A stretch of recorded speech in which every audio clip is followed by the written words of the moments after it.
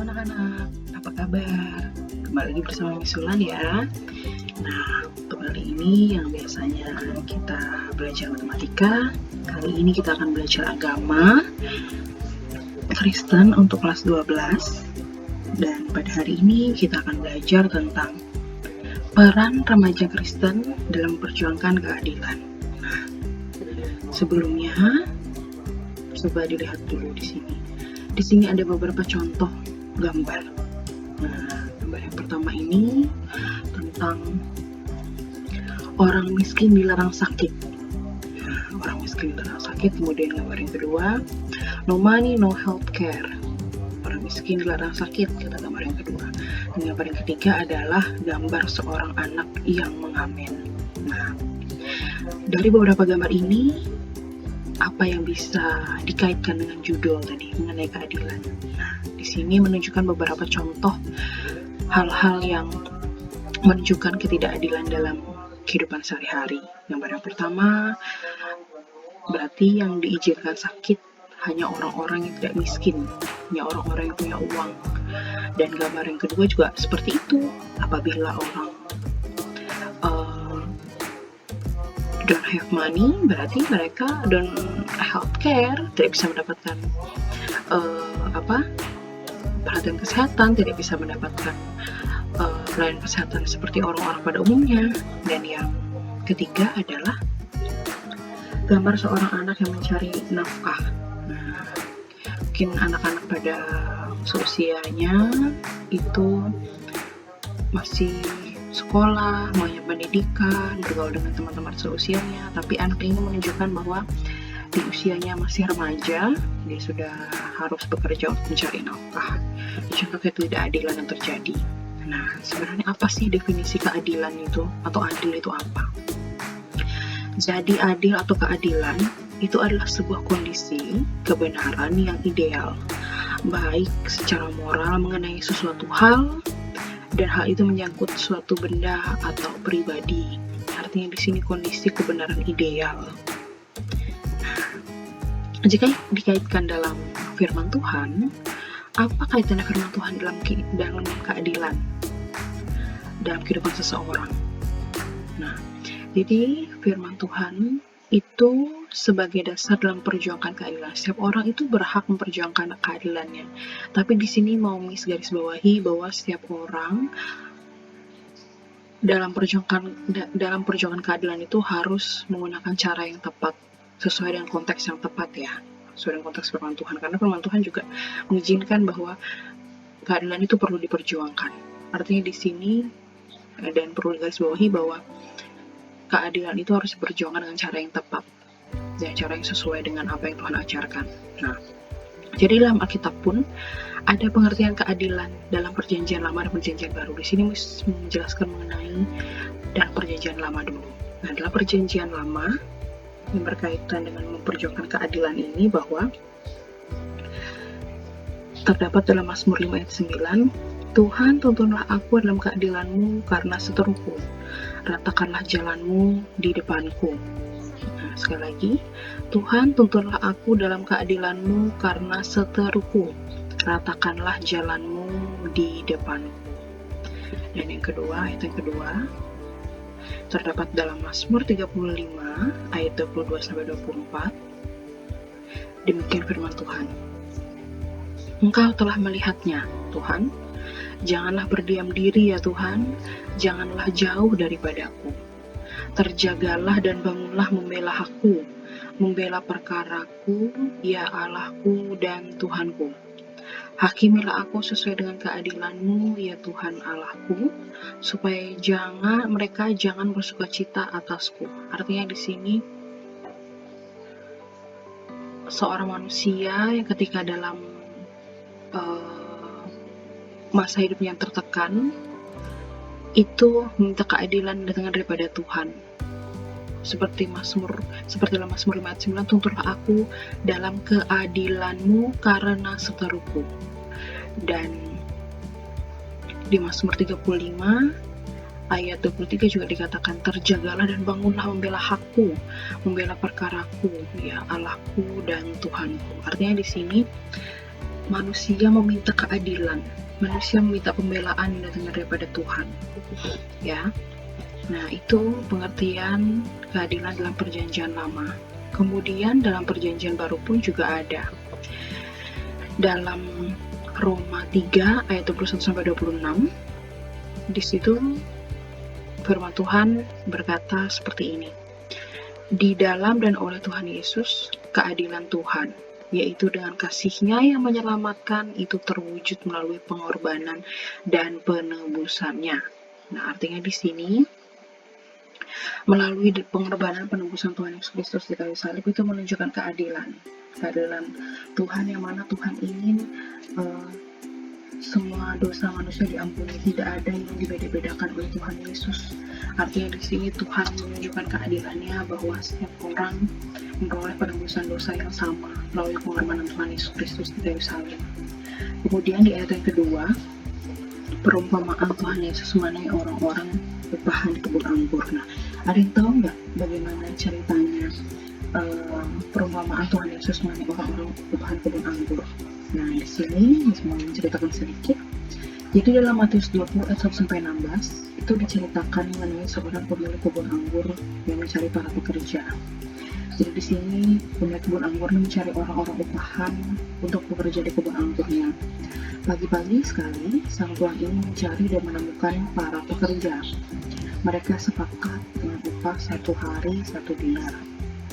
Kira-kira pukul 9 pagi, 12, 3 petang, dan 5 petang, sang tuan bertemu lagi dengan para pekerja yang lain dan menyuruh mereka bekerja di ladang anggurnya.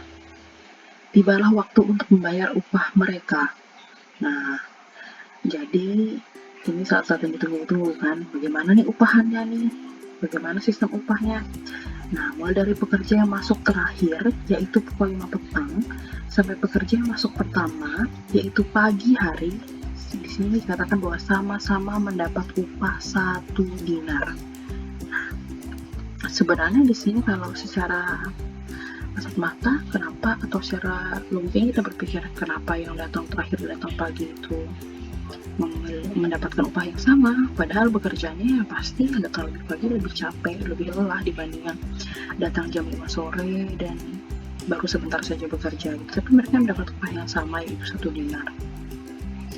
Kelihatannya tidak adil karena jumlah jam kerja pekerja yang masuk pagi itu lebih banyak. Tapi inilah bentuk keadilan yang Tuhan Yesus ingin tunjukkan. Keadilan bukan hanya berdasarkan hak dan kewajiban semata, tetapi keadilan merupakan hasil karunia daripada Tuhan. Nah, dari cerita tersebut, ada 2 prinsip yang diperlakukan oleh sang pemilik kebun anggur. Nah, prinsip apa itu? Prinsip pertama yaitu prinsip keadilan, dan yang kedua adalah prinsip kasih karunia. Nah, di sini prinsip keadilan tadi ditunjukkan dengan cara menyepakati apa yang sudah disepakati di awal. Artinya tadi disampaikan bahwa upah yang 1 hari itu 1 dinar. Entah itu bekerjanya dari pagi atau sudah sore, itu mereka disepakati bahwa mendapat upah yang sama, yaitu 1 dinar. Dan pekerja yang datang terakhir pun itu juga dapat hal yang sama. Nah, karena tadi itu pekerja yang datang pagi dan datang sore itu dapat upah yang sama. Nah, pekerja paling terakhir ini berlaku prinsip kasih karunia. Karena apa? Karena pemberian bergantung kepada si pemberi tadi, si pemilik ladang tadi, ya. Bukan masalah jam bekerjanya, tapi karena kemurahan atau pemberian yang diberikan oleh si pemilik ladang anggur tadi. Seperti itu. Nah, dikaitkan dalam kehidupan sesuai dalam kehidupan sehari-hari, di sini remaja Kristen diajarkan juga untuk memperjuangkan keadilan dengan cara yang tepat. Nah, di sini menurut pendeta Dr. Sutarno, setiap orang yang mengikuti Tuhan Yesus dan percaya kepadanya mendapatkan tugas untuk mengabarkan dan memberitakan Injil dalam rangka memperjuangkan keadilan. Dan Injil itu yang memiliki arti kabar baik, dalam bahasa Yunani, yaitu Evangelion, yang berarti kabar baik, yaitu karya penyelamatan Tuhan bagi umat manusia. Nah, di dalam Matius 24 ayat 14 dikatakan juga bahwa dan Injil kerajaan ini akan diberitakan di seluruh dunia menjadi kesaksian bagi semua bangsa. Sesudah itu barulah tiba kesudahannya. Nah, di sini ada hal yang menjadi dasar dalam memberitakan Injil tadi, ya. Memberitakan Injil tadi. Yang pertama,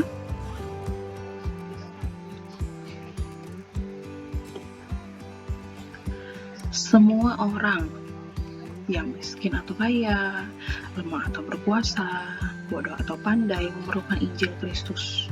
Injil tidak pernah eksklusif, tetapi inklusif. Nah, apa sih artinya di sini? Injil ini artinya tidak memandang pada satu komunitas saja atau pada satu kumpulan saja, tapi memandang setiap hal itu, memandang setiap perbedaan itu menjadi hal yang positif. Artinya karena perbedaan itu menjadi masalah, bukan seperti itu, tapi itu berlaku sama, artinya berlaku untuk setiap orang.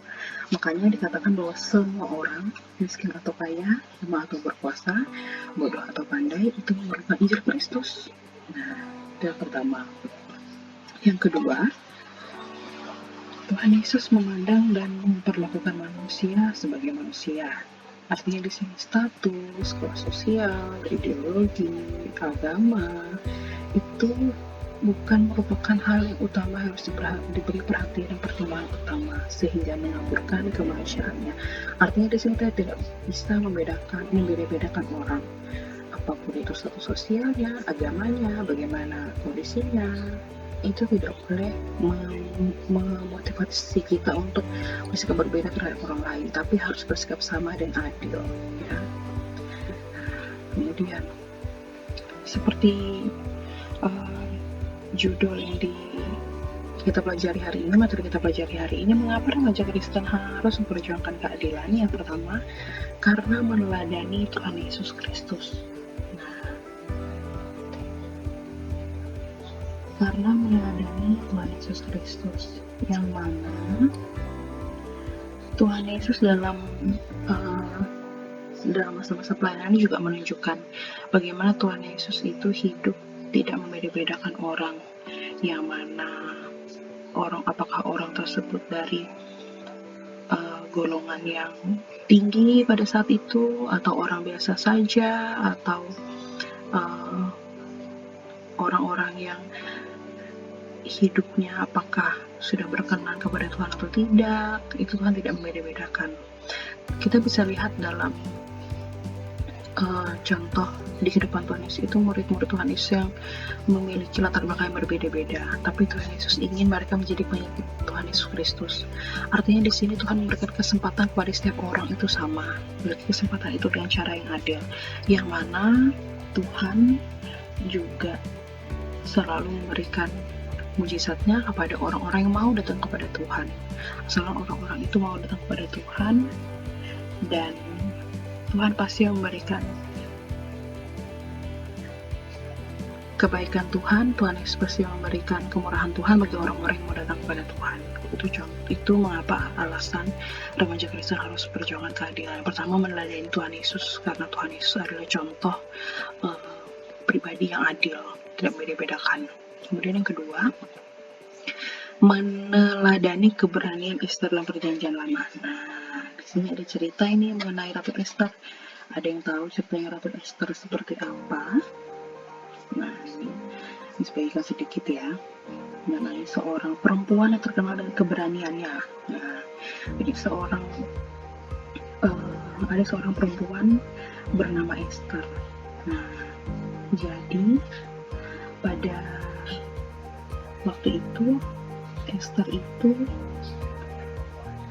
menunjukkan bagaimana teladan tentang bagaimana kekuasaan yang diperoleh digunakan untuk kepentingan yang mulia, yaitu mencegah perlakuan yang tidak adil yang dialami oleh bangsanya. Jadi pada saat itu ceritanya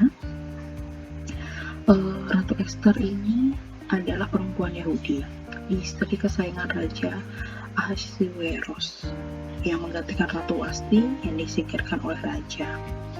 Nah, Ratu Ester ini adalah orang yang memilih menetap di kota Susan di tanah pembuangan Persia dan tidak kembali ke negerinya di kerajaan Yehuda. Nah, sejak anak-anak Ester diasuh oleh Mordekai, saudara sepupunya yang pernah menyelamatkan Ahasiweros dari rencana pembunuhan. Dan kemudian si Mordekai ini diberi jabatan di lingkungan istana Persia di mana tempat berkuasanya Raja Ahasiweros ini. Nah, dengan kekuasaan dimiliki, Ratu Ester berani mengungkapkan rencana busuk Haman. Nah, jadi yang si Haman ini bermaksud ingin menyingkirkan Mordekai dan seluruh bangsa Yahudi. Haman ini memiliki motivasi untuk membunuh Mordekai karena Mordekai bersikeras menolak berlutut dan bersujud kepada Haman di pintu gerbang istana. Padahal itulah perintah Raja Ahasiweros. Nah, Ratu Ester tidak takut. Di sini Ratu Ester tidak takut untuk memperjuangkan keadilan bagi rakyatnya meskipun nyawa menjadi taruhannya. Nah, itu cerita penjelasan mengenai cerita Ratu Ester. Nah, jadi di sini juga ada penjelasan dalam ayat Alkitab. Nah, dalam Ester 9 ayat 20 sampai 22 di sini dikatakan bahwa dengan kekuasaan yang dimiliki, Ratu Ester berani mengungkapkan rencana busuk Haman. Nah, jadi di sini kalau kalian coba baca lagi tentang ceritanya Ratu Ester. Ratu Ester ini mempersiapkan siasat. Mempersiapkan siasat bagaimana untuk bisa menyampaikan dengan cara yang baik kepada Raja Ahasiweros ini, bagaimana supaya mencegah pembunuhan massal yang direncanakan oleh bangsa Israel dan yang direncanakan oleh Haman untuk bangsa Israel. Nah, jadi di sini Ester pun menyampaikan pembelaannya, perjuangan keadilan itu dengan cara yang tidak sembarangan, tapi juga dengan cara yang tepat, dengan menyampaikan dengan cara yang baik, supaya Raja Ahasiweros pun hatinya itu tergerak untuk menerima pendapat dari Ratu Ester ini, tidak dengan cara yang emosional, tidak dengan cara yang tidak tepat, yang malah membuat Raja Ahasiweros menjadi semakin marah, tapi dengan hal-hal yang berpengertian yang disampaikan Ratu Ester pada saat itu supaya apa yang direncanakan Haman itu digagalkan gitu. Dan di sini adalah bentuk perjuangan Ratu Ester dalam membela keadilan untuk bangsanya. Nah, kemudian di Lukas 4 ayat 18 sampai 19, Tuhan Yesus memberitakan pembebasan kepada yang tertawan dan tertindas. Nah, jadi di sini kalau dalam perjanjian lama tadi mengenai Ratu Ester, dalam perjanjian baru ini yang berkaitan dengan keadilan ini terdapat dalam Lukas 4 18 sampai 19. Tuhan Yesus memberitakan pembebasan kepada yang tertawan dan tertindas. Hidup dan tindakan Tuhan Yesus adalah kepedulian dan campur tangan Tuhan untuk menyelesaikan masalah-masalah manusia. Jadi di sini